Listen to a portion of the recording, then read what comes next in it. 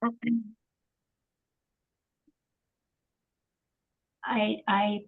hear you, and Oh, let me mute everyone. Hello, everyone. Thank you for joining us today. We still have some folks coming in, so I'll give it one more second before I start talking. Let's see, let's let them get in. And I am Sarah Marin, Section and Events Manager for the Contra Costa County Bar Association. Thank you so much for joining us today for another wonderful DEI event. I don't know if you guys know, but October is Disability Awareness Rights Month. So we are kicking that off with a great presentation on neurodiversity. So I want to mention that you'll get your attendance certificate, your materials, and evaluation form from me via email in about in a few days. So keep an eye out for that.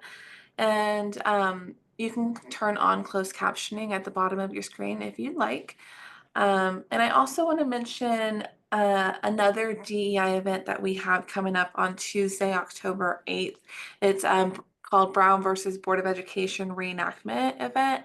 And we are putting on a reenactment of the 5 crucial cases that led to the Brown versus Board decision being held at the Board of Supervisors building in Martinez. We have 12 of our judicial officers that are participating in this reenactment. So we're really excited about that, and we'd love for you to come support the DEI committee and support our judicial officers who are taking time out of their day to, put this on. Let's see.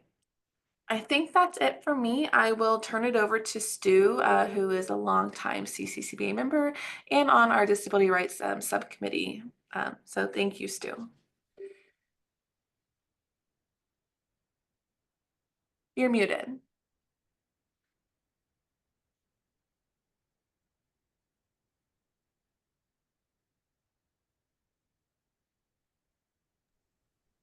Sorry about that. Most people would want me muted. Hello and welcome to the Disability Rights Subcommittee's presentation on neurodivergence in the practice of law. Our program will start with an overview of neurodivergence, which most often is viewed as a non-apparent or hidden disability.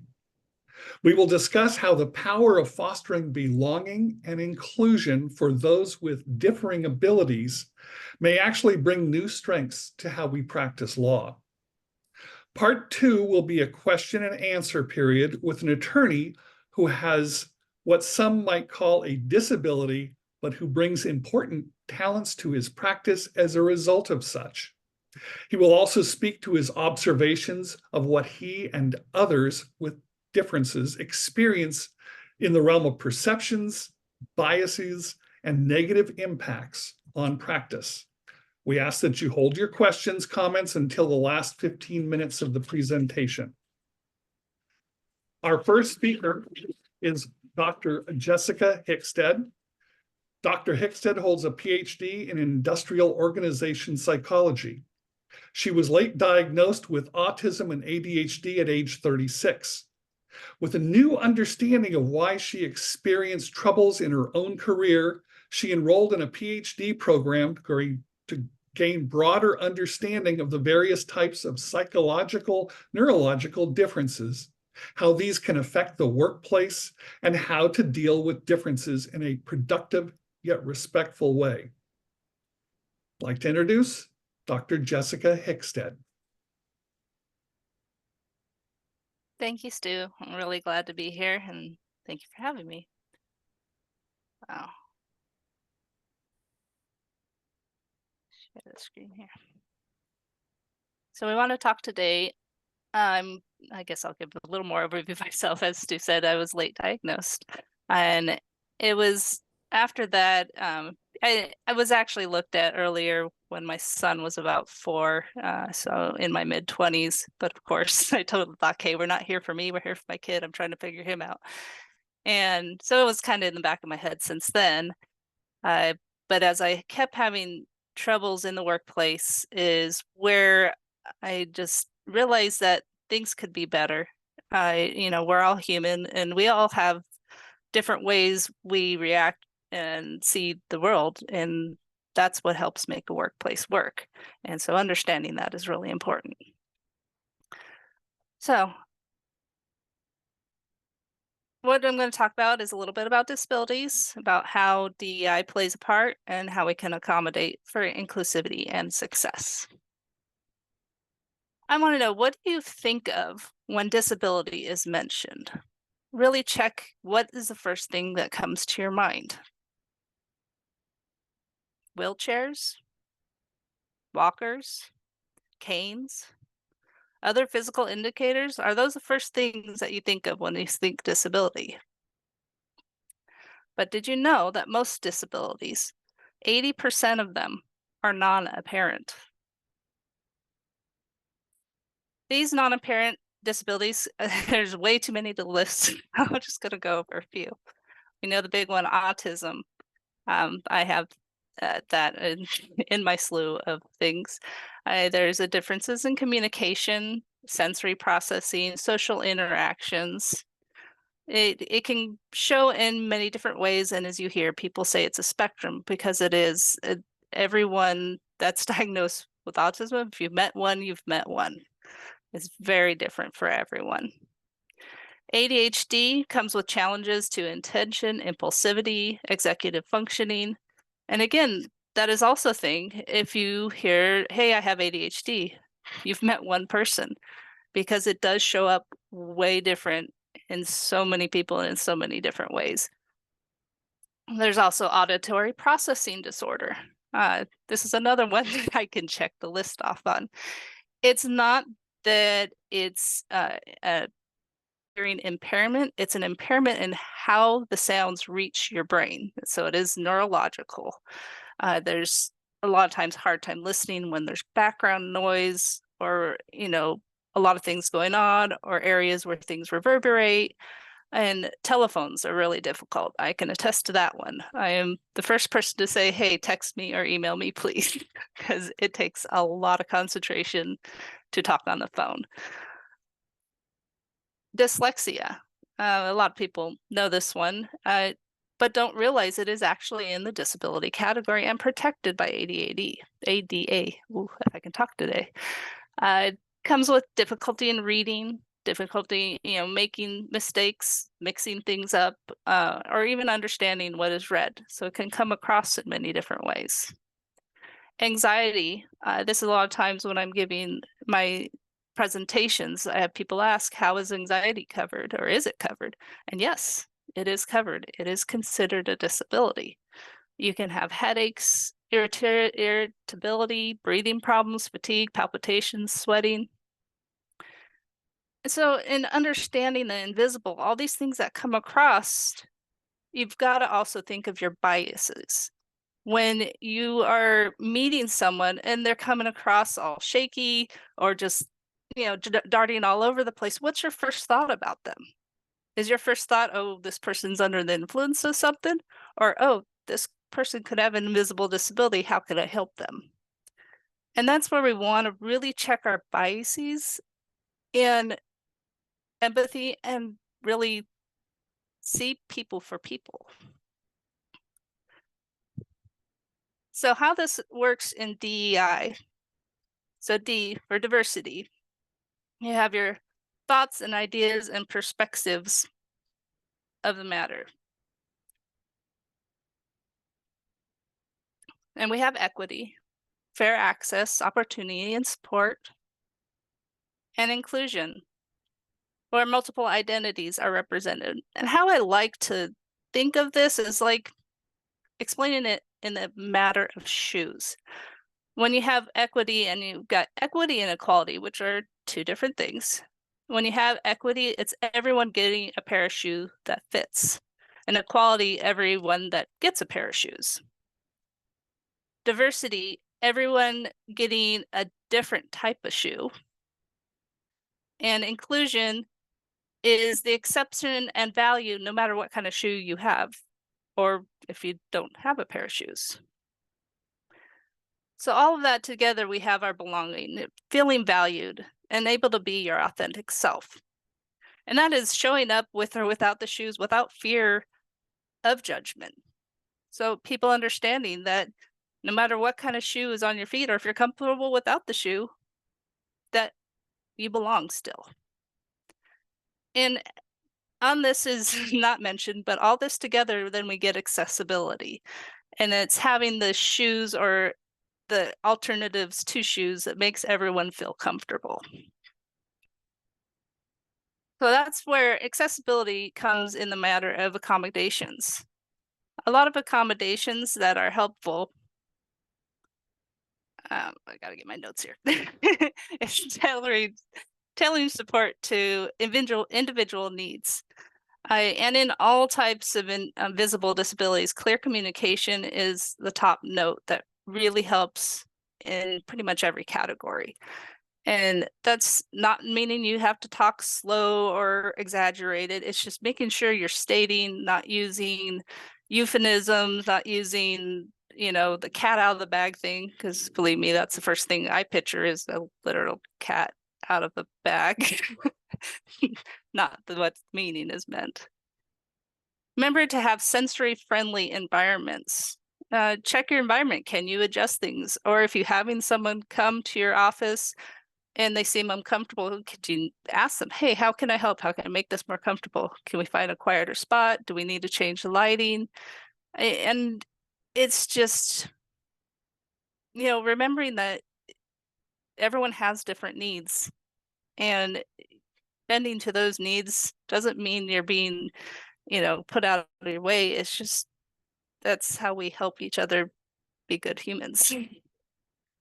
Having flexible schedules, knowing that, we all have things that go on in life, and sometimes, hey, I've got an emergency, I got to go pick up my kid, or I just have a really bad migraine that came on. This weather is just, as Stu was telling me, it's 103 degrees and I just can't handle it anymore. I've got to go home.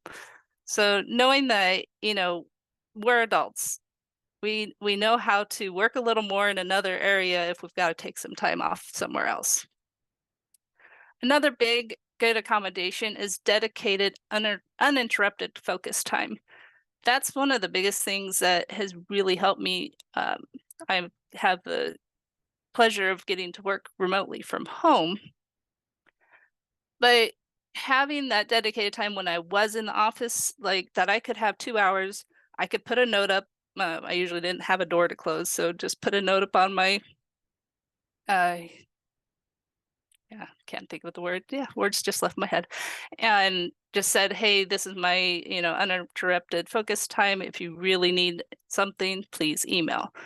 And that, because it's those, when you're in the office and someone, they think, oh, I'm just going to come by and say hi and tell you about my cat. But when I am really focused on something, you coming by and telling me about your cat, yeah, maybe it only taken 2 minutes to you, but that's uninterrupted me, and now I've got to take another half hour to get back to where I was. So, and sometimes longer. Regular check-ins.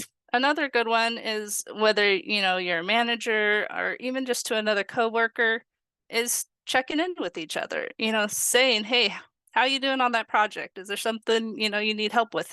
And it may not be something you can personally help with, but maybe you know who to put them in contact with to help out with that. None of us should be left out and just floating in the waters and trying to figure out what is going on. It's okay to have, everyone needs a little help every once in a while. And that is the big thing I always say. It doesn't take a disability to need help. Everybody needs a little help every once in a while, and it's okay to ask for help. And that's where I say, redefining those social norms. You don't have to tough it out. You don't have to be that big, strong person. I know there's a whole new movement of, anybody can have a tear and cry and emotions. We're human, and we need to, not forget about that. We have emotions. We have things that happen. The world right now is a nuts place. I'm over here in North Carolina and have everyone checking in. I'm safe away on the East Coast, but I have a lot of friends out on the West Coast that are going through life-changing events, and this is going on everywhere. And knowing the social norms of, oh, I've got to be this happy person, or oh, I have to go hang out and for drinks after work because that's what's expected. It's time to like just drop those, because a lot of that is very difficult, especially for people with hidden disabilities. When you've already used up your social time focusing at work, you do need just time for yourself to go and relax and not have the noise and get away, because that stress will build up, and that's when you lose people. So in this, it's time to reframe. We need to celebrate strengths, recognize differences, and understand that everyone has unique strengths and abilities. And that's the great part about neurodivergence and neurodiversity.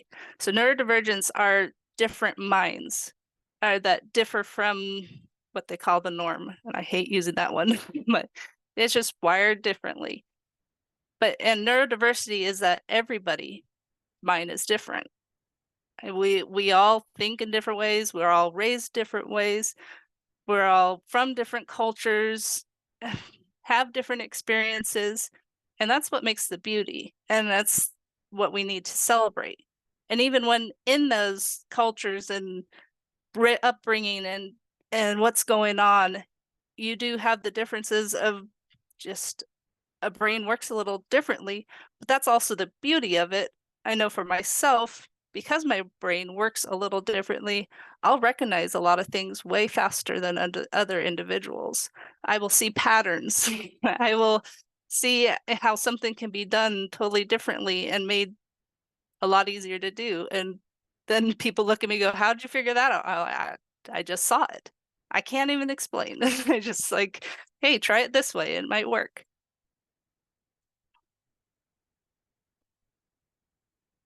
And my buttons weren't working right. So it's about challenging the traditional views of deficits.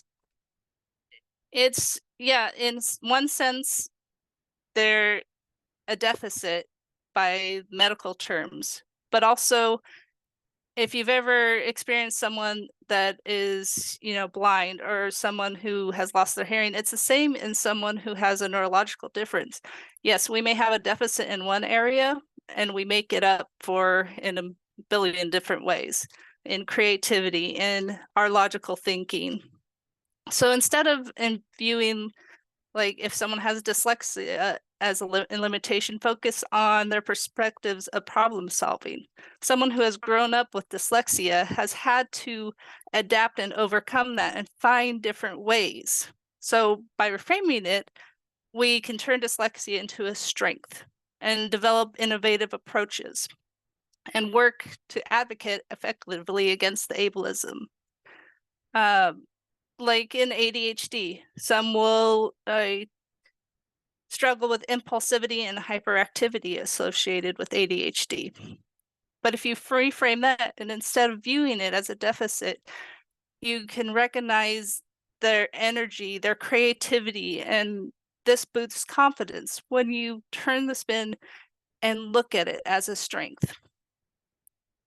And just like as a person with autism, I find social interactions very challenging. But at times I can reframe this challenge and create the ability that, I can recognize attention to detail and logical patterns. So it's a new perspective and looking at the positives instead of saying, oh, I can't do this.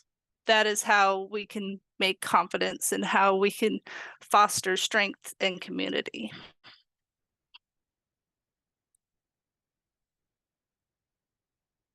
So there is power in belonging. And did my slides? Okay, I think my slide froze. Oh, there it goes. We want to foster understanding and empathy. We want to encourage open communication and support. champion diversity and accommodation initiatives. And doing all this allows individuals to be true to themselves and creates that psychological safety. Because embracing neurodiversity, embracing neurodivergence, it benefits everyone in the workplace. It's not just about saying we're inclusive and hiring diverse people, but following through with actions. And to make it, as one of my favorite neurodivergent coaches says, to make people feel safe, seen, and heard.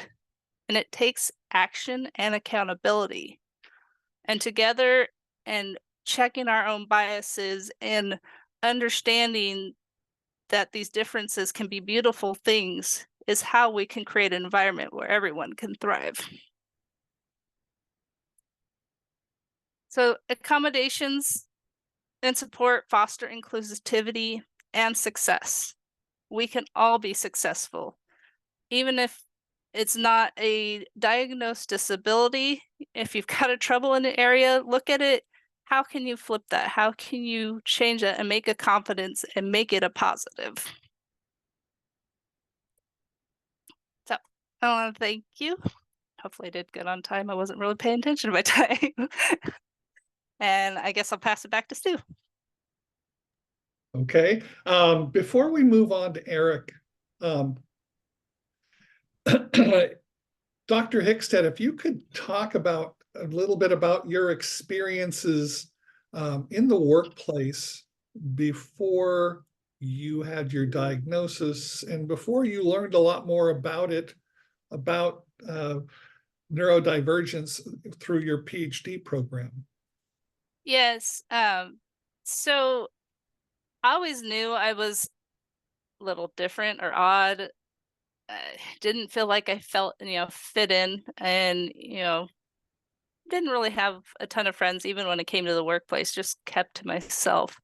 And I just thought it was just because I was awkward. I kept to myself. I, really just looked at a lot of stuff, directly, logically. I didn't get jokes a lot of times, which that made it really difficult in social, even in the workplace. You have the social sitting in the lunchroom and yakking, and it was more, because I didn't get what they were trying to talk about. I felt out of place, even though I had several people try to be welcoming, but it still feels that, you're sitting there, you're like, okay, I should get this. I'm an adult and I have no idea what they're trying to talk about and why they're laughing, and, just nervously laugh along. And a lot of it, the difficulties came in the masking. When you have invisible disabilities and you're trying to fit in and find that social norm, it takes a ton of energy.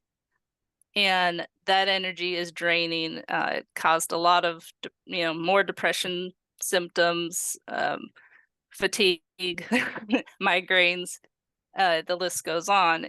And finding out more about myself and both understanding myself and being able to talk to others, whether it's, others that are disabled or just, I'm pretty open and talk about anyone with it now. I usually lead off when I meet someone, be like, yeah, hi, I have ADHD, I'm ADHD, autistic, and a slew of other things.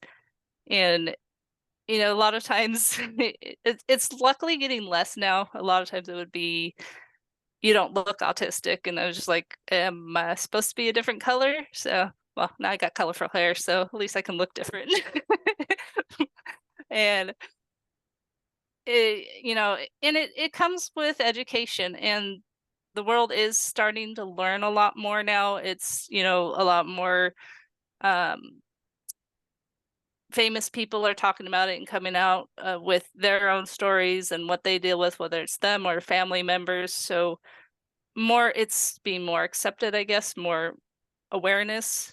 And that's where I try to do in the workplace is help people to understand is that masking is hurting you.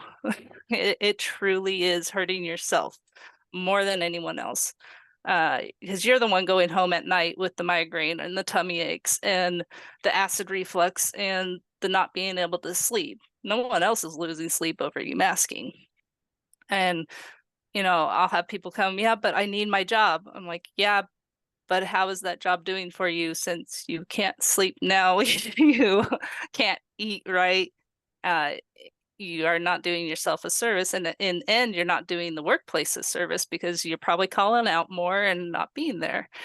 And so it's learning to accept yourself and help, talking about it more gets other people aware of it too, and it helps them. It's more I share my story, other people are sharing their stories to me, and it's creating that community and that belonging, and that's where I was ecstatic that a bar association wanted to present this, because you do get a lot of individuals with neurodivergence that they do get in trouble with the law because they're not understanding, or they are arguing with someone, and so they end up in the legal system. And so the more that it can be understood, and it's going to help society overall, because it's just those misunderstandings where things go wrong, where I've been written up, where I've been fired. And it's like, well, wait a second, I just figured out a whole bunch of stuff for you and now you're fired. um, so it's just like, yeah, that's where finding out more about myself and understanding it, then I can speak up more and help others understand. Great, thank you. The reason I asked the question is, of course, while you're not a lawyer, and while most of us attending this are lawyers, the fact is this is what you experienced is the same sort of thing that lawyers can experience within their firm, with dealing with other lawyers, with their clients, and with the court. It goes across all occupations everywhere in the world, and we just have to accept that. Thank you. Stick around. There may be some Q&A at the end. We're going to turn it over. We're going to go to Eric Weber. Eric Weber is a licensed California attorney who practices general law with an emphasis on special education family side. He holds a BA, an MPA, and a JD, each of which are remarkable accomplishments, as Eric was diagnosed with autism at an early age and was nonverbal until age 7. In fact, Eric's parents were told that he would never be mentally older than 18 months and were advised he should be institutionalized. That turned out to be California Western School of Law. Eric passed the bar on his first try, and as well as practicing, he is a public speaker, contributes to autism publications, and is a research subject for autism investigation programs at several research institutions. While he often speaks about special education, he knows firsthand about neurodivergence, and other disabilities as they manifest in the practice of law. Welcome, Eric. Well, thank you very much. And so, yeah, I'm ready for some firing away of Q&A. You bet. Stuff. Go ahead. You bet. Eric, you've been practicing 5+ years now? Let's see, I got licensed in the summer of 2015 after I passed the February 2015 bar exam, back when the California bar exam was at its hardest, a 3-day exam instead of the easy 2. So I have those bragging rights going for me. But I've been practicing special education law primarily since the summer of 2015, and on a case-by-case basis, really. My house is pretty much my living office at the moment. So, Eric, with almost 9 years under your belt, can you give us some examples of how what you have observed, witnessed in the legal community towards neurodiverse individuals? And it's not just attorney to attorney, it's attorney in the court, it is attorney and client. So, what have you seen?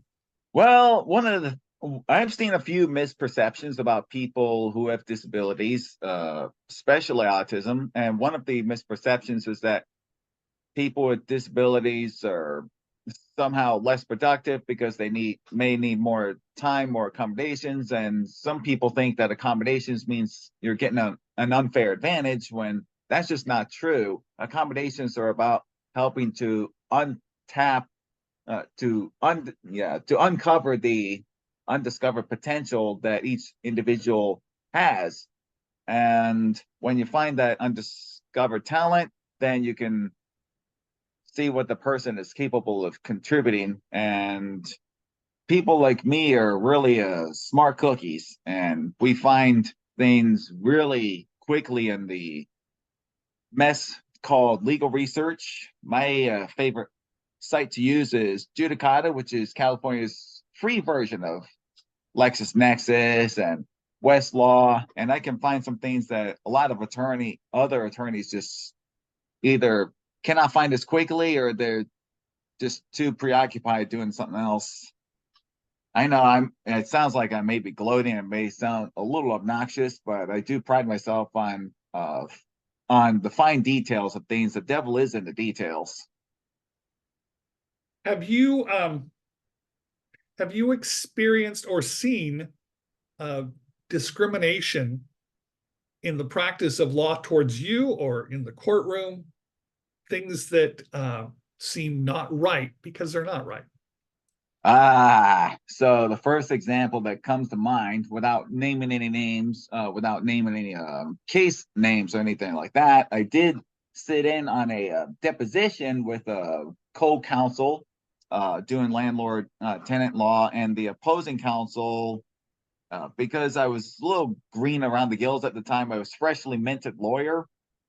This other person, when I started raising an objection and deposition, this other attorney on the opposing counsel said, "Who is this person?" And the co-counsel said, he is a licensed attorney. You will show him respect. His name is Mr. Weber." So when some people think of autism or think of disabilities, they also think that we're not as capable of communication or advocating for ourselves. And that's a common misconception. We may have different ways of communicating, but the pursuit of ethics typically is the same. And for me, ethics are really black and white. You're either following the ethics rules, or you're getting reported by me for trying to steal from clients. And I have had to report a supervising attorney once for some shady stuff. And there was another attorney, it's public news now, but at the time, not really many people knew about this person, Kelly Duford Williams. Look that up if you have the time. It's a pretty wild story. She got busted in a Motel 6 for being on the lam. She was hunted down by U.S. Marshals, and she was tracked down after neighbors heard her and her boyfriend having a domestic argument in a Motel 6 room. And it's a lot of details, but she stole 6 figures total of client settlement funds and tried to rip off a nonprofit later after making bail. It's pretty crazy. But we're people like me, people with disabilities, we take pride in what we do. Have you talked to others with different disabilities? Have you talked to people with social anxiety disorder or? Absolutely. And for many years before the COVID lockdown stuff, I used to coach in Special Olympics and trained a lot of athletes. And in 2013, I heard horror stories about what some people were going through when they were living in group homes for developmentally disabled individuals. And there were reports that some group homes, they would purposefully deceive the inspectors and make the inspectors think that healthy food was being served all the time, when in fact it was junk food in the refrigerator. They would move stuff around because the oversight was very lacking, and when there was oversight, it was not sufficient. And so I wrote a scholarly writing paper in 2014 called "Home Sweet Home: Fixing Group Homes for Human Beings Who Have Special Needs."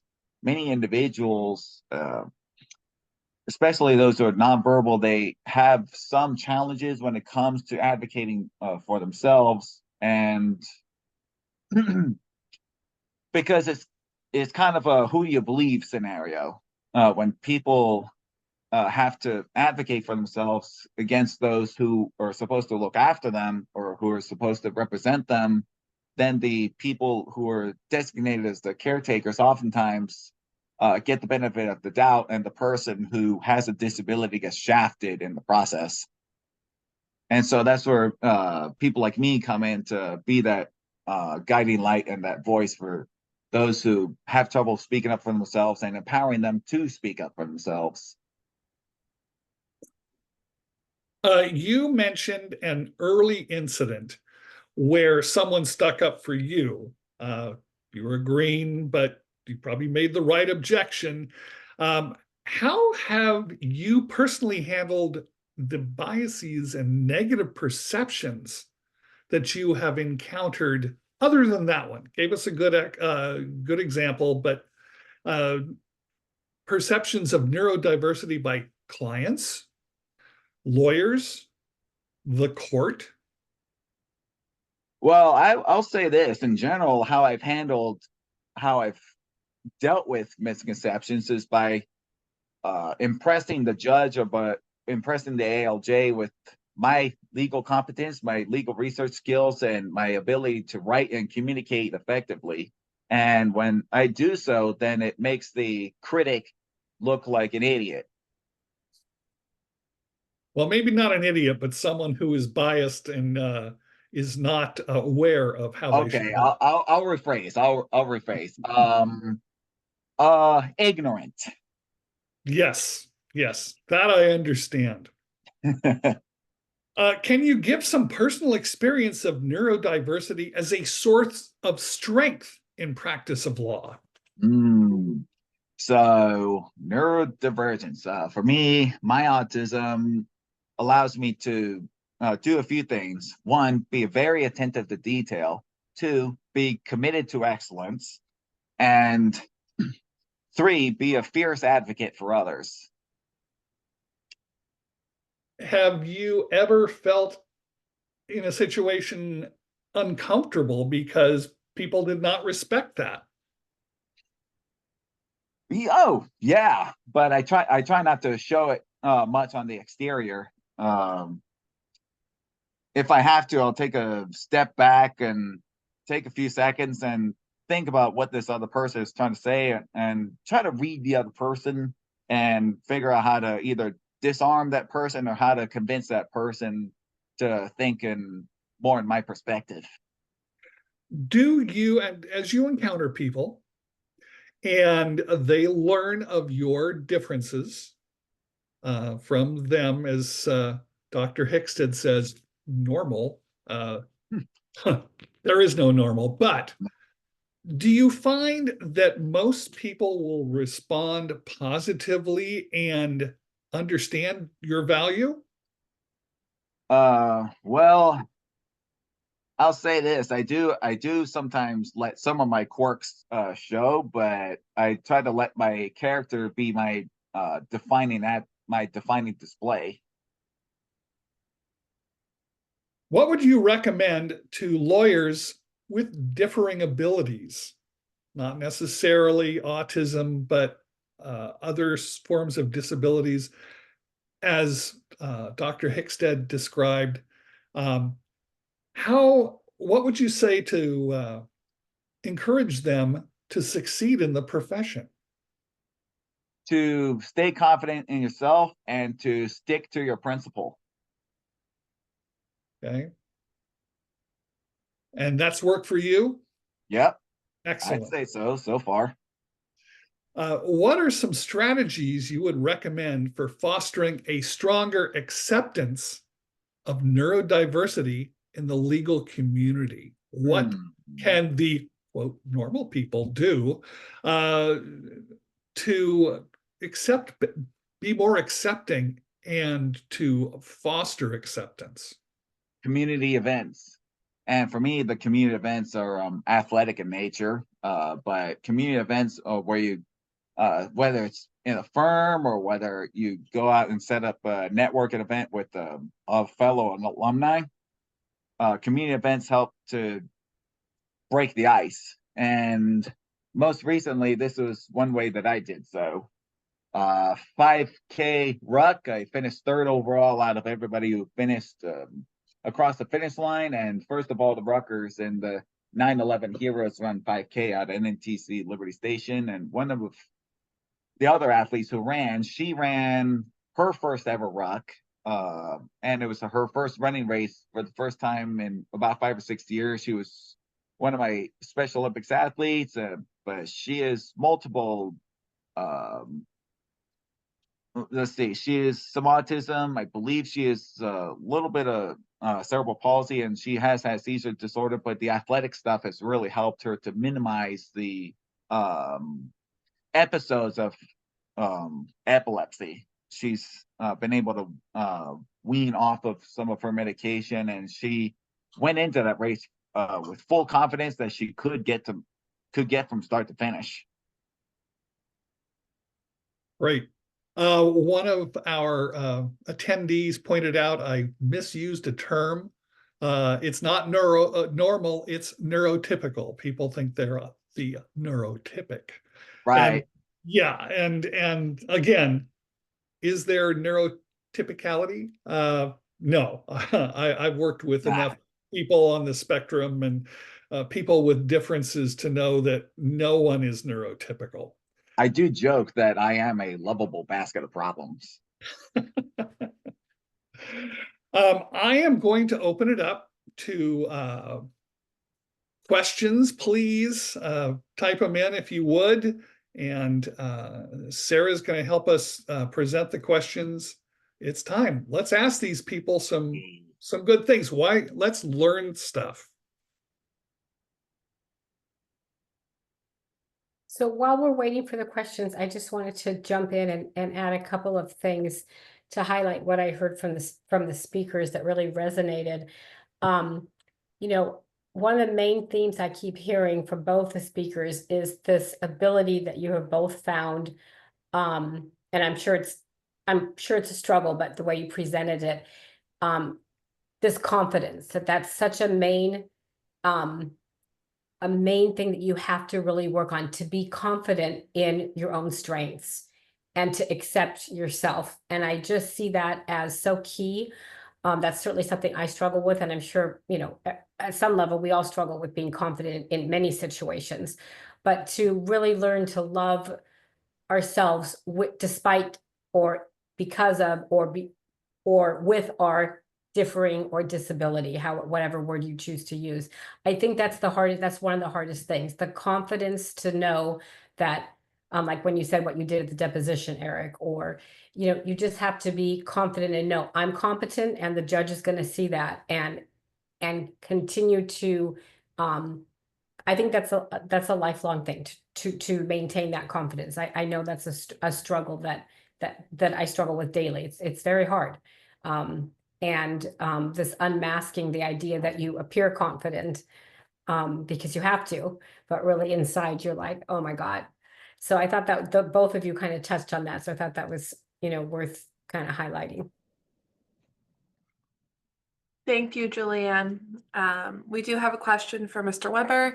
When you meet opposing counsel or court officers, do you disclose from inception that you are autistic? Oh, there you go. You're on mute, Mr. Weber.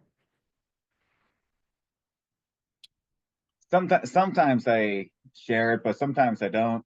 Sometimes it just comes up in casually in conversation. But mainly when I'm there, I focus on the job at hand and try to do the best for the client.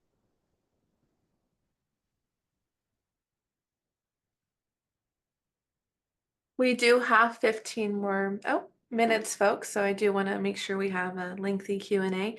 How can we best approach someone we know is not, quote unquote, fitting in if they don't inform that they have an invisible disability and accommodating them? That can be an issue for employers, attorney-client relations, or even dealing with coworkers.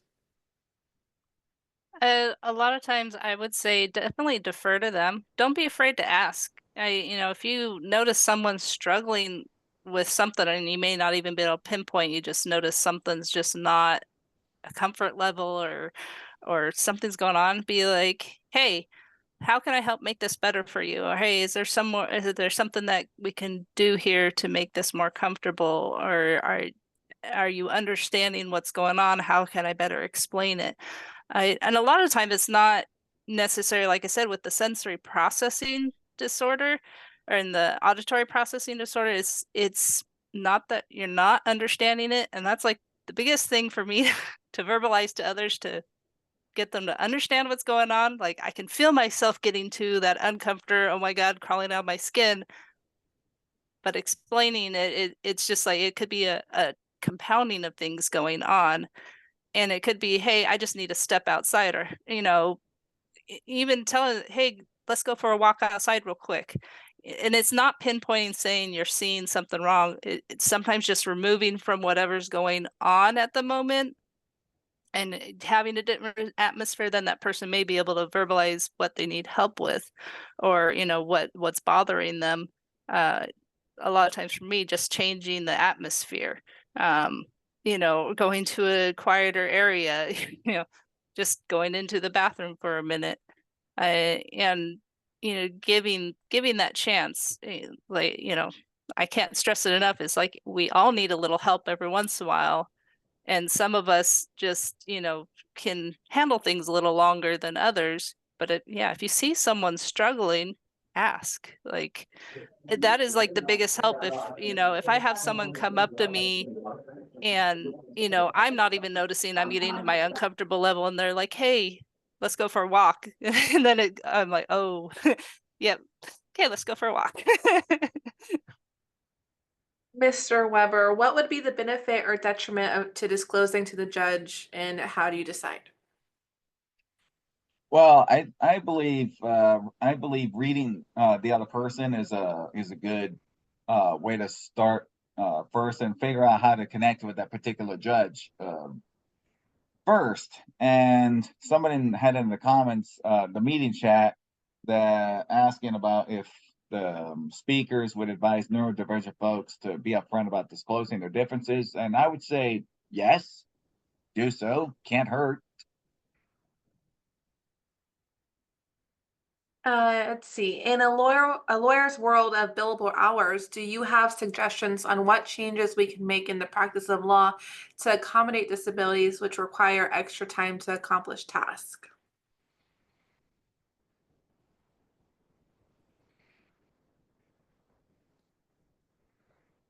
The flexibility in the reporting period, or perhaps or the format of the reporting documents themselves.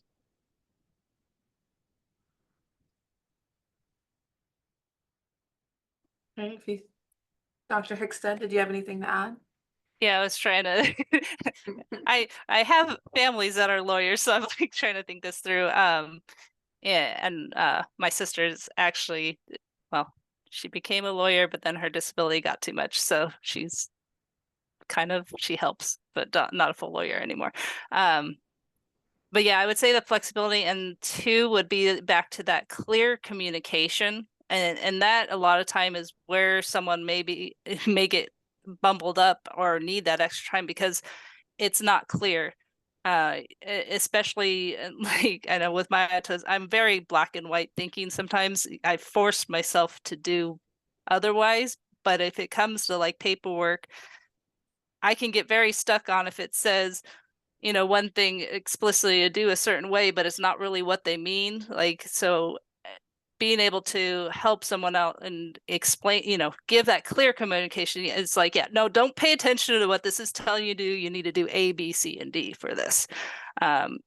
Clarify steps, clarify the process, make sure they're understanding. And if they're not, like, break it down even further, like breaking things down into steps and saying, throwing them 10 things of papers, here, fill all these out.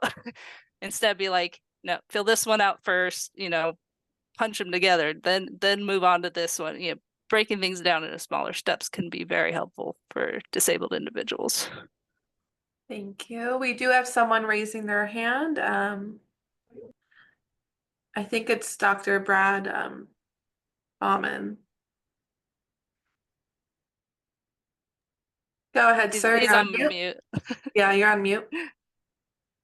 There, better? Yep.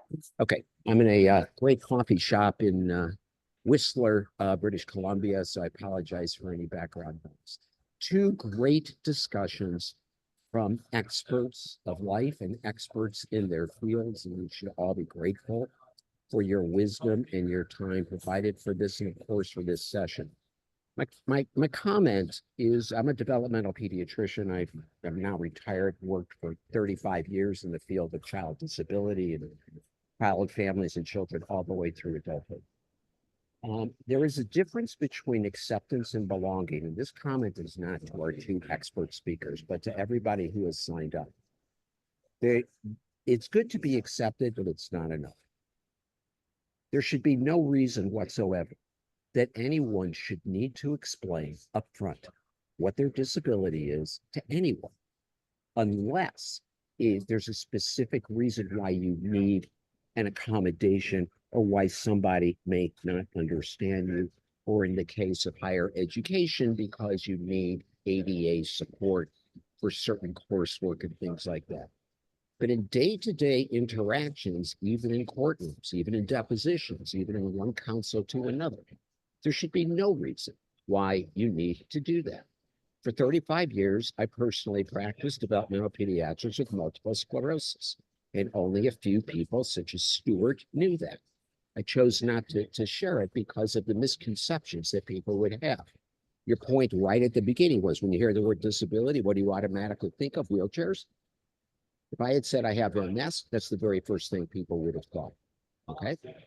And to Eric's point, I have a funny, goofy walk that sometimes creates problems, but I don't need to explain to people that I have MS. I just simply tell them I need X, Y, and Z. That's what belonging means. And I'd be curious what both of you, Eric and Jessica, say about the difference between acceptance and belonging. Thank you.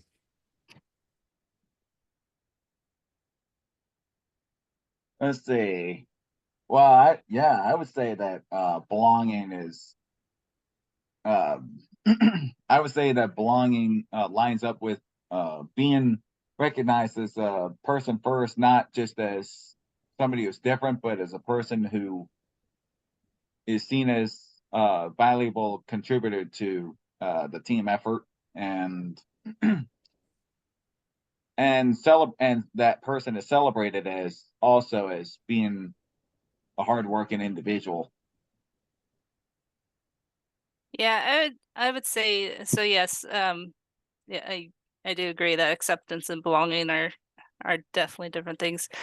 And why I choose to disclose is to help combat the stigma and stereotype that is out there. And that's why I do encourage others, if you're comfortable. I mean, everyone's got their own, it's your own journey. But if you're comfortable with it, it helps in the long run to help combat that. Because yes, people look at me and go, well, you don't look autistic. I'm like, yeah, well, my skin's not green, sure. Or whatever. And that's where it combats that stigma and stereotype, because that stigma and stereotype is that autism is that little boy in the corner who can't talk, can't function past, a 3-4-year-old.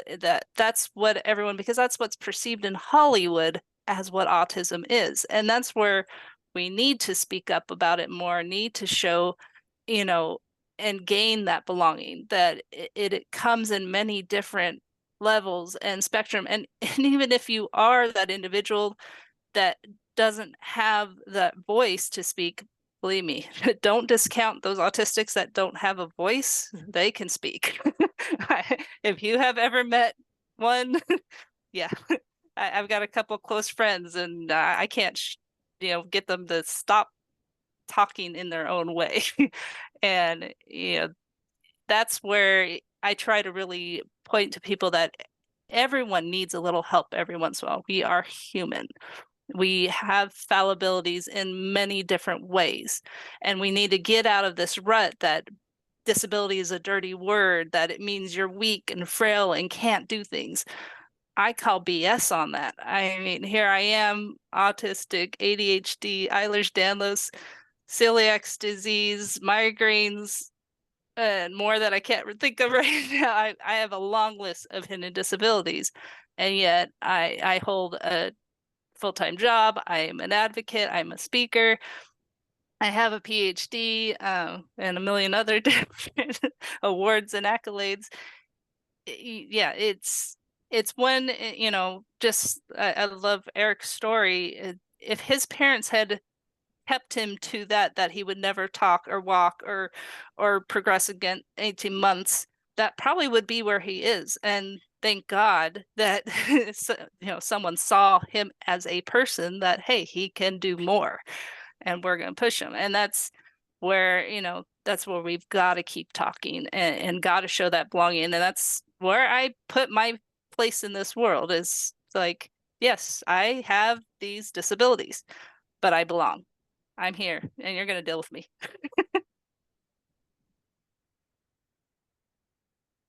Thank you so much for that, Stuart. Anything else to add? No, thank you to both of our presenters. Really important. Thank you for those people who are attending, because this is very important, not just in the practice of law, but understanding that difference is not wrong. Difference can be very positive, usually almost all, well, we're all different. It's all positive. And take this, and when you see something that doesn't look quite right with one of your brethren not behaving well, step up and tell them. Thank you. Thank you so much, Dr. Hicksted, Mr. Weber, and Stuart for spearheading this program, as well as our Disability Rights Subcommittee for helping put this together as well. And I also want to take a moment real fast to thank our sponsors of this event, which is Candelaria LLP, JAMS, Ferber Law, Miller Star Regalia, and Wombo Bond and Dickinson.